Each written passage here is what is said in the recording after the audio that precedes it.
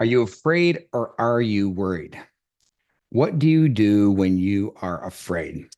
Welcome, everyone. My name is Dr. Greg Stewart, and this is week 16 in a series to promote my book, I Cubed Unlock the Inner Strength Behind Your Negative Emotions, coming out in just a few weeks on November 19th.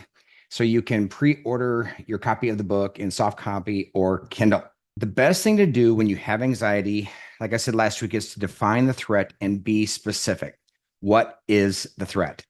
Once the threat is defined, the next logical question would be, okay, so with the threat, what are you so afraid of? What are you worried about from that threat? These are very, very natural questions, but I want to differentiate between these two negative emotions and then equip you with how to respond to each one.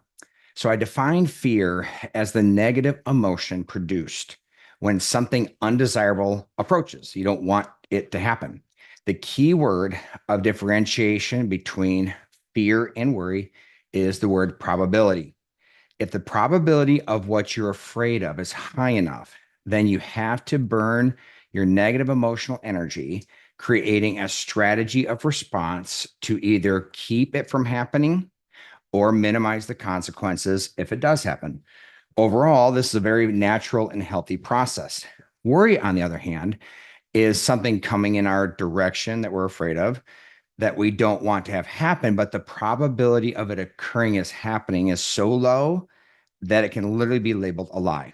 For example, when you cry out and say, oh my gosh, this will never work out, or I'm never going to recover, or I'll never get a job, your mental model, again, doesn't debate your frontal lobe. It just responds with the amount of negative emotional energy that matches the conclusion of your frontal lobe. So here is a formula to memorize. Emotions don't produce themselves. They come from sentences in our minds. Again, emotions don't produce themselves. They come from sentences in our minds. These sentences are opinions, interpretations, conclusions, suggestions, and predictions from the unconscious, subconscious, and the conscious mind. If these sentences are not true, then the emotional energy produced will be lower or higher than what is appropriate for the situation. There are certainly many times when we display or downplay a situation and don't interpret it correctly by stating lies about the impact of the event, which means we won't have the right amount of emotional energy and won't burn that energy in ways that address the reality of the situation. We downplay the impact of our weaknesses, the urgency of a timeline, the need to prepare for a test or presentation, and so on. Only after we suffer the consequences of this consistent downplaying will we begin to change. While this is a common practice for most of us, the opposite problem is far more common. And those who downplay the impact of the situation won't burn the right amount of energy to address the situation. They certainly won't have the energy to pick up and read a book like this. When we have far more negative emotional energy than what the situation needs, it is a result of one of the three causes, like we mentioned, either lies, it's impacting our identity, value, and worth because we're taking it personally, or it's trauma carrying over the negative emotion from a previous event and plopping it on this current situation. The lies we believe are by far the most common of the inflation of negative emotional energy. These lies come in various forms. We can believe lies about ourselves, about the situation, about the details of the story, about what other people did or said, about God, etc. We often believe lies about other people when upset on what they're telling us, telling ourselves lies about the person's character or motives. This is a very common practice all of us have when we are upset with one another. We excuse ourselves because we made a poor choice due to our circumstances, while we judge other people's character when they make a mistake. So we blame our mistakes on, well, this is the situation I was in. But when other people make a mistake or fail, we blame their character. It's called the fundamental attribution theory. We declare our motives to be pure, but create lies about other people's character and motives. Lies, lies, lies. In Christianity, we know that Satan's number one tool, actually his only tool, is to give us lies. And these lies come in the form of me, he, and we. Satan gives us lies about ourselves, that we're worthless, that we Our identity lies with our mistakes. He gives us lies about God's goodness. He's not good. He doesn't care, or about our relationship with him. Again, lies, lies, lies. So here is a technique I often give to clients. I call it the sentence dump. When we're really struggling with something, we have a plethora of sentences running through our minds repeatedly, and it can be maddening, right? Because it's all these sentences are interpretations, opinions about the topic. So just tons of ways to we think about the topic, all these sentences. Because emotions don't produce themselves, they come directly from the sentences in our mind. Along with the truth that lies inflate our negative emotions, we need to remove the lies to decrease the amount of negative emotional energy. One of the first homework assignments I give to clients is the sentence dump. I tell them to get their computer and type every sentence that comes to their mind about a current topic. Just get it all out. Just allow that mental model to flow freely and dump every sentence, regardless of what it is, into that document. Asking them to be careful not to, overly evaluate the sentence. Just get it out of your mind. Just get in the flow and just keep writing. At some point, you won't have anything else to write down. Just doing this practice is cathartic because you get everything out of your mind and can now look objectively at it. I call this emptying the RAM, which is, random access memory. Just buzzing around there, we just empty it and get it out onto the computer. So our brains are like computers, and our hard drives, the mental models, throw all these sentences onto our RAM. We go back and forth between programs on our computer screen, but our RAM is filled up with all these sentences, slowing down our processing speed and always asking for attention. Once we dump these sentences, they're out of our minds. And immediately we can feel a sense of clarity once it's out of our minds. The next step is to go back to the top of the list of sentences and evaluate each sentence. Some of the sentences are just random extreme lies that we can just dismiss and delete, but most of the sentences are more ingrained into our belief systems, and we can't just quote unquote delete them. There's a cognitive technique called reject by replacing, where the best way to reject lies is by replacing them with truth. Remember, all these sentences are already in your mental models. They're part of your formulas for how to interpret each situation. And as you process these in your mental models, the sentences come out when you go into situations. You need to retrain your mental model to very proactively and very intentionally evaluate these sentences. So, for example, if your mental model produces the lie, "I'll never get a job," then you need to replace that lie with a few sentences of truth, even if that truth contains negative sentences. The goal for emotional management is not positivity, it's truth. Once you go through the document and replace all the lies with truth, then start creating a strategy on how to move forward and respond to your current situation. This is how you respond to fear. There are several things that cause anxiety, and the threat is a possible outcome you don't want to have happen. But whether it's a fear or worry is 100% contingent on your strategy and execution. If you have anxiety about an upcoming presentation, an exam next week, a project or work being completed, then the threat is looking foolish during your presentation, right? Or failing the exam or missing the deadline of the project. Are these fears or worries? Well, if you don't burn energy creating and executing a strategy, then the probability of the threat occurring is high. So it's a legitimate fear. However, if you burn energy creating and executing an effective strategy, then the probability of it occurring is low and it's a worry, which is a lie. So now I'm going to turn to the negative emotion that is chained to the negative emotions of fear and worry, which is anger. There's a key distinction between anger and the previous negative emotions. The first four emotions of insecurity, anxiety, fear, and worry are all negative emotions that place us kind of as the underdog in the situation. When we say that we're insecure, anxious, afraid, or worried, we are declaring that something else is more powerful than we are, right? And it's having a negative impact on us and is decreasing our overall quality of life. When I show a diagram of the emotional management flow, I place a dotted line between worry and anger. The reason for this dotted line is because the movement from the bottom four emotions to anger is a movement from internal focus to an external focus, and from a negative emotional energy that is defensive in nature to negative emotional energy that is offensive in nature. We're taking back control. So when we're angry, we have decided that we're going to take matters into our own hands and use a very intense amount of negative emotional energy to force the situation to change. Anger is a result of unmet expectations, which means something happened we did not expect, or something did not happen that we expected to happen. These unfulfilled expectations result in our personal goals being blocked. And we decide that we're going to use anger to remove the obstacles to these goals. So, for example, someone cuts us off while driving, our boss denies our request for time off, our spouse criticizes us, or our children disobey us. We use anger to correct the obstacle so we can achieve our immediate tangible goal. When we're angry, we are outside of the house of our heart and burning all of our emotional energy on the no control column and processing internally or externally the offense by those who are blocking our goals. Sometimes we need to immediately burn the energy by taking immediate action on our block goals. That's fair. But we all know that an impulse anger response can release far more energy than what is required, which then has its own obvious consequences and causes its own damage. For example, when our children disobey, we get angry because we are disappointed, and we scream at them because we are disgusted. When things like this happen and you have time to reflect on it, you need to go to the back into your house and figure out in your heart, figure out what's being exposed in you to have such a response.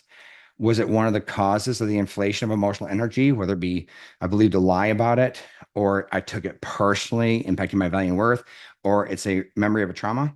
Or was it result of an overall low resiliency or weak mindedness? Because that could be the case too. To start this process, you need to transition from the tangible goal being blocked to the emotional goal being blocked. So there's two goals being blocked.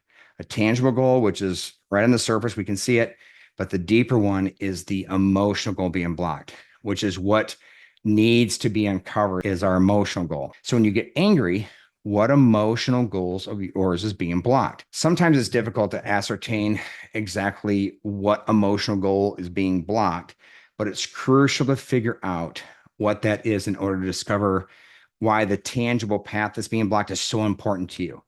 Notice I didn't say for you to figure out why the blocked tangible goal is important, but why is it so important? When you screamed at your children, it wasn't simply because they disobeyed you. It was because your emotional goal of feeling successful as a parent was being blocked. You took it personally and believed a lie that your success as a parent was being threatened. Secondly, while it's apparent to determine what bad is going to happen if your tangible goals are blocked, you need to determine what bad happens to you if the emotional goal is being blocked. What does it mean to you? What does it say about you? The answers to those questions are revelatory to help us become more emotionally intelligent, as well as to address the deeper issues of insecurity and identity, value, and worth. To assist in that process, we uncover these emotional goals. I want to encourage, if you're a gal, to begin with the emotional goal of security.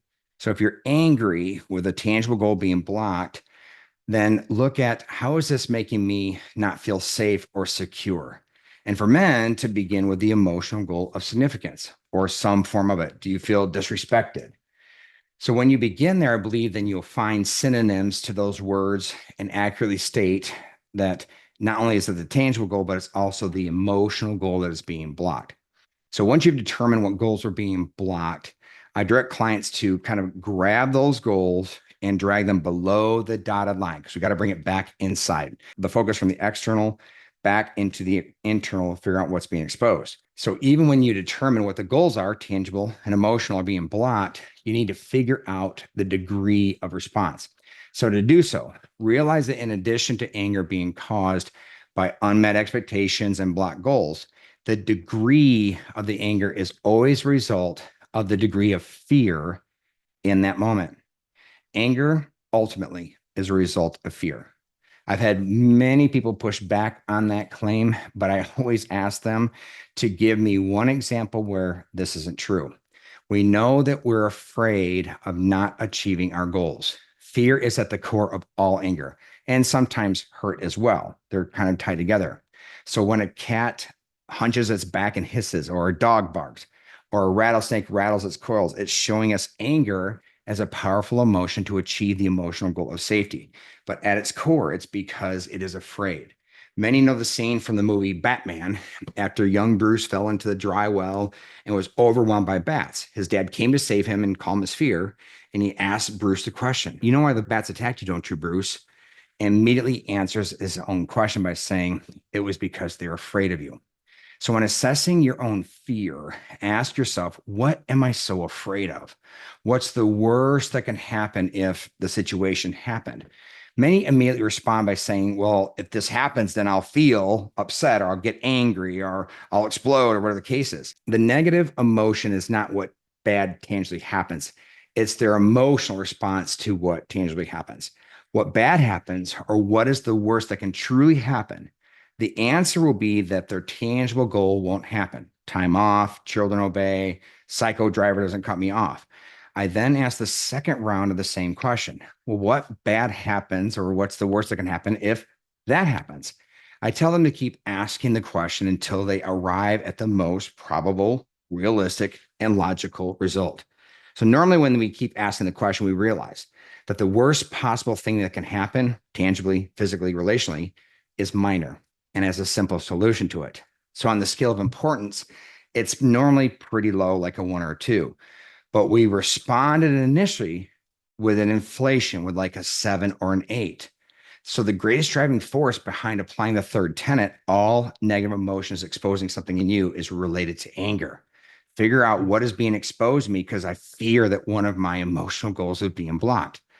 So in most cases, our anger is screaming and pointing at our insecurities, our need for others to validate our value and worth, lies we believe about others, or carryover from the past horrible events in our lives.